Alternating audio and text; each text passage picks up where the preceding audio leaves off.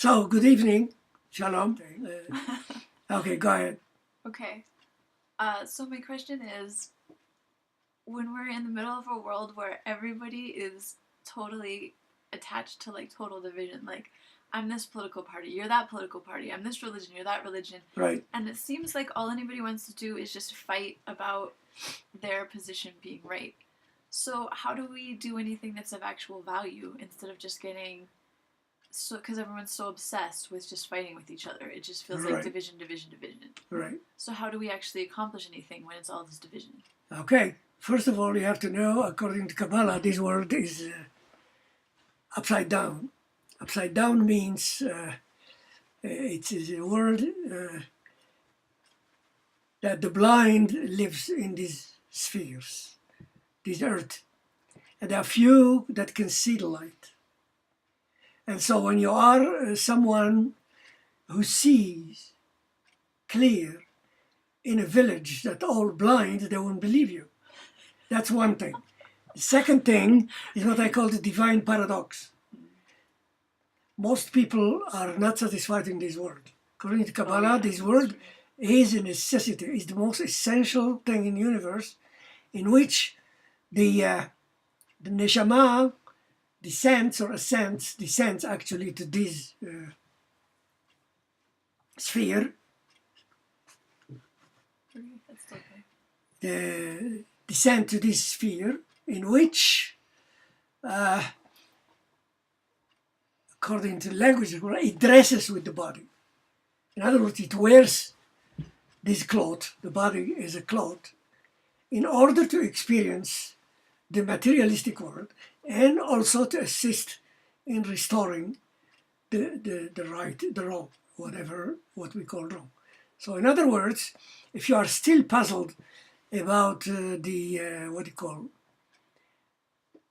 paradoxes of the world that still confuses this and that, you will be swept by that flood of folly and what is it called,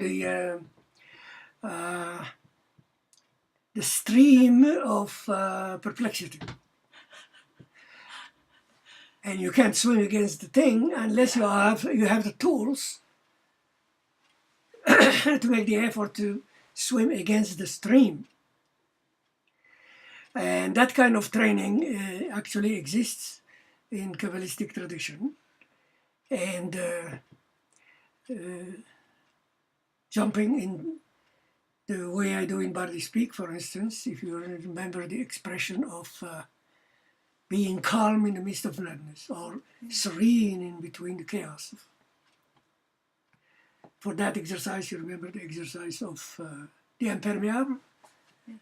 You wear it. Yeah. Well, when you are exposed to this way of thinking, I call it divine paradox, okay? Divine paradox means the language of today, the memes that have been implanted or instilled or programmed into the fresh, supposedly, brain, etc., in this world, right, causes that forgetting. It reminds me, just come now, Marceau did once a fantastic performance about an angel who falls from earth into a Chicago bar. Oh no! And he doesn't know. He doesn't know what to do. It's a great perplexity, and he shows how he begin to encounter, because angels are kind of spiritual beings that can do what we cannot. Yeah. And when in Kabbalah they said that when we do a good deed, we create an angel. And that angel is the good. And so in Rosh Hashanah and Kippur, or when you leave this world, you go to the balancing room, the high, what do you call it, the Supreme Court, divine Supreme Court, where they weigh your good and bad, good thoughts and deeds, right? So the more good deeds you think, the more, the balance of that. How did you enter the mouth of the lion and came out a lion? And so, Good phrase. and it can be said that you come out unscathed. You go to a dangerous sphere, which is the klipotic, as I call it. Yeah. The klipotic governments and words and behaviors and relationships in which the focus there is not to build. Remember we talked about it. Yeah. The focus there is to see destruction. And last, what do you call it?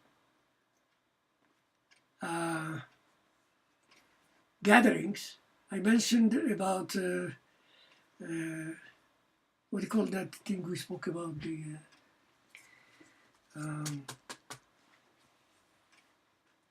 well, I forgot. The division with science and religion, Yeah, and the yeah. subjective and objective. The subject and objective. The science describes, etc. And I said the difference. The Hebrew letters are the essential language, the root. If you want the spiritual powers, if you want, or it depends on which level, personal or global or relationship-wise, etc. It depends where are you at the moment. That's why, for instance, when you begin to realize this and see how people behave in relations to things, and I told you was how to transform small talk into meaningful, because you're building, you know. The other thing is that when the Shama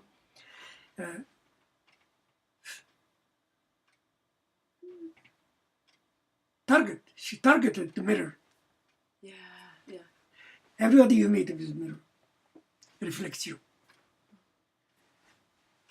And then when you begin to see that, a lot of things go away. Right. And then when you come to the subjective again, you need to be. We are the subject of this. And when I told Newell the other time about it, he needs community, he needs noise, or I told him 100 trillions cells right in that body. It's your community. Right. You're the king. These are your subjects. You have to govern. Be good with this community to start. Be nice with it. Instead, Right. the brusque movement that he does with his body, right? Mm-hmm. They need to not just slow down, but he was in this thing when we studied slow motion and thing. Yeah? Yes. You know, David Elsie now in New York is giving a lecture about being still in motion. Oh, beautiful.